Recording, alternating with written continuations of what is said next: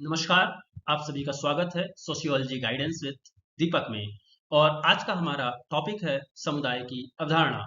आज के इस टॉपिक के अंतर्गत हम समुदाय का अर्थ, परिभाषा एवं विशेषताओं को जानेंगे और वीडियो के अंत तक आप समुदाय के अर्थ, परिभाषा और विशेषताओं से पूरी तरह परिचित हो जाएंगे।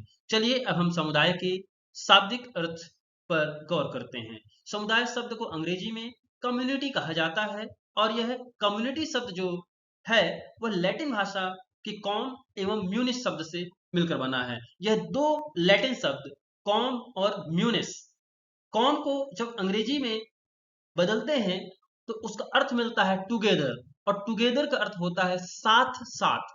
इसी प्रकार से म्यूनिस को जब हम अंग्रेजी में बदलते हैं तो हमें अर्थ मिलता है सर्विंग, और सर्विंग का अर्थ होता है सेवा करना। इस प्रकार से समुदाय शब्द का शाब्दिक अर्थ यह हुआ कि जब कुछ व्यक्तियों का समूह एक निश्चित भूभाग पर अपने सामान्य उद्देश्यों की पूर्ति करते हुए एक सामान्य जीवन व्यतीत करता है, तो इसी समूह को या ऐसे समूह को ही समुदाय की संज्ञा दी जा सकती है, या ऐसे समूह को ही समुदाय कहा जा सकता है। अब हम समुदाय की परिभाषा के विषय में बात करेंगे। तो पहली परिभाषा हमें देखने को मिलती है मैकाइवर एवं पेज के अनुसार। इनकी किताब का नाम है सोसाइटी, जो कि 1955 में प्रकाशित हुई थी। और इस परिभाषा में ये कहते हैं, जब कभी एक छोटे या बड़े समूह के सदस्य एक साथ रहते हुए किसी विशेष उद्देश्य में भाग न लेकर सामान्य जीवन की परिस्थितियों में भाग लेते हैं, तो ऐसे समूह को हम समुदाय कहते हैं। इनका कहने का तात्पर्य यह है कि कोई भी छोटा या बड़ा समूह है और इस छोटे या बड़े समूह के सदस्य किसी विशेष उद्देश्य के लिए नहीं बल्कि सामान्य जीवन की परिस्थितियों में भाग लेते हैं, तो ऐसे समूह को ही हम समुदाय कहते हैं। उदाहरण के लिए आप कोई भी एक छोटा सा गांव लेंगे और वहां के लोग, उनकी जो सामान्य जीवन की स्थिति और सामान्य जीवन की जो परिस्थिति है, सभी लोगों की लगभग एक जैसी रहेगी। इसी प्रकार से आप यदि किसी नगर को लेंगे तो सभी जो नगर के लोग रहेंगे उनकी स्थिति परिस्थिति लगभग एक जैसी रहेगी। ये किसी विशेष उद्देश्य के लिए एकत्रित नहीं होते हैं, बल्कि इनका एक सामान्य उद्देश्य होता है जीवन जीना। जीवन जीने के लिए जो भी उनके तरीके हैं उन तरीकों को वो यूज करते हैं। चलिए अगली परिभाषा है बोगार्डस की। इनकी किताब का नाम है सोशियोलॉजी, और इस किताब में ये लिखते हैं कि एक समुदाय एक ऐसा सामाजिक समूह है जिसमें कुछ अंशों में हम की भावना पाई जाती है और जो एक विशेष क्षेत्र में रहता है। इसका तात्पर्य यह है कि समुदाय में हम की भावना पाई जाती है। हम की भावना का तात्पर्य यह है कि आप जिस भी समुदाय के सदस्य होते हैं उस समुदाय से आपका एक विशेष लगाव होता है। उदाहरण के लिए दो गांवों के बीच में मैच चल रहा है और उन दो गांवों में से एक गांव आपका है, तो ऑटोमेटिकली आप अपने गांव से ज्यादा लगाव रखते हैं, इसलिए आप सपोर्ट करेंगे अपने गांव का। उदाहरण के लिए मान लीजिए कि आप मुंबई के हैं और मुंबई और दिल्ली का मैच चल रहा है, तो आप सपोर्ट करेंगे मुंबई को। इसी प्रकार से भारत और पाकिस्तान के मैच में हर एक भारतवासी भारत को सपोर्ट करता है। ये है हम की भावना का उपयुक्त उदाहरण। और एक बात और कही है बोगार्डस ने कि इसका एक विशेष क्षेत्र होता है। विशेष क्षेत्र का मतलब ये है कि आप जिस भी गांव से बिलोंग करते हो उसका एक निश्चित टेरिटोरियल एरिया होता है, निश्चित भौगोलिक क्षेत्र होता है। या यदि आप किसी शहर से बिलोंग करते हैं तो उसका एक निश्चित भौगोलिक क्षेत्र होता है, और उस भौगोलिक क्षेत्र के आगे दूसरे शहर या दूसरे गांव का भौगोलिक क्षेत्र शुरू हो जाता है। अब हम बात करते हैं समुदाय की विशेषताओं पर। तो पहली विशेषता है व्यक्तियों का समूह, अंग्रेजी में ग्रुप ऑफ पीपल। हम सब जानते हैं कि समुदाय व्यक्तियों से मिलकर बनता है, और एक समुदाय के अंतर्गत व्यक्तियों के कई समूह निवास करते हैं। इसलिए समुदाय की पहली विशेषता माना गया है व्यक्तियों के समूह को।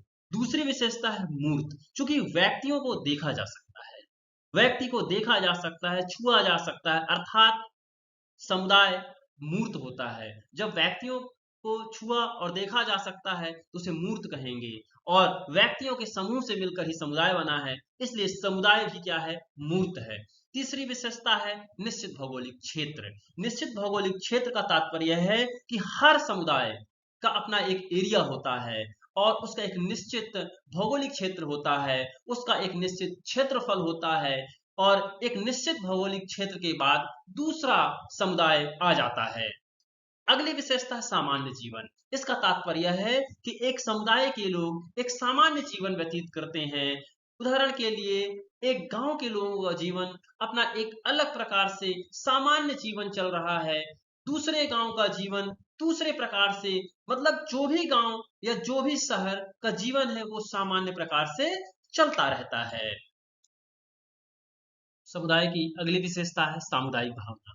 सामुदायिक भावना के अंतर्गत तीन प्रकार की भावनाएं आती हैं, जिसमें पहला है हम की भावना, और हम की भावना को अंग्रेजी में कहते हैं वी फीलिंग। दूसरा है योगदान की भावना, जिसे अंग्रेजी में कहते हैं रोल फीलिंग। और तीसरी भावना है डिपेंडेंसी फीलिंग, अर्थात निर्भरता की भावना।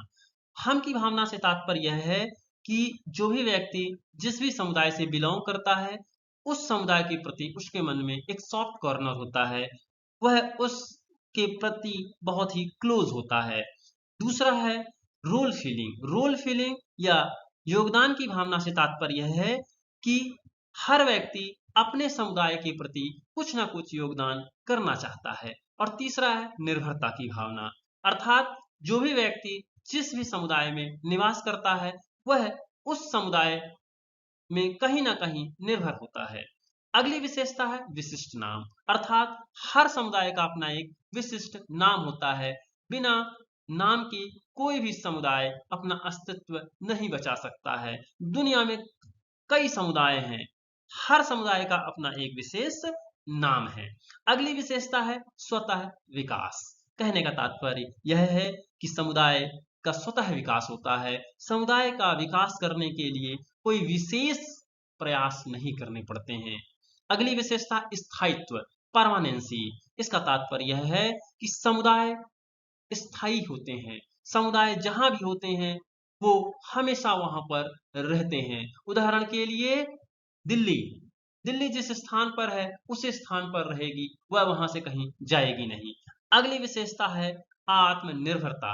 आत्मनिर्भरता से तात्पर्य है कि हर समुदाय अपने आप में आत्मनिर्भर है। अपनी आवश्यकताओं एवं जरूरतों की पूर्ति के लिए वह दूसरे समुदायों पर निर्भर नहीं है। लेकिन आज के समय में यह विशेषता गलत सिद्ध होती है, क्योंकि आज के समय में समुदाय अपने आप में आत्मनिर्भर नहीं रह गए हैं, क्योंकि मनुष्य की आवश्यकताएं अनंत हो चुकी हैं और आज का युग तकनीक का युग है। और तकनीक के इस युग में कोई भी व्यक्ति अपने आप में आत्मनिर्भर नहीं है और अपनी आवश्यकताओं की पूर्ति के लिए वह दुनिया के सभी देशों पर निर्भर हो चुका है। उदाहरण के लिए भारत में ही हम देखें कि हमारे देश की बहुत सारी आवश्यकताओं की पूर्ति विदेशों से की जाती है। इसी प्रकार से भारत भी दुनिया के अन्य देशों की जरूरतों को पूरा करता है। अर्थात जो अंतिम विशेषता आत्मनिर्भरता आज के समय में लागू नहीं होती है। उम्मीद है आप सभी को समुदाय की अवधारणा समझ में आ गई होगी। धन्यवाद।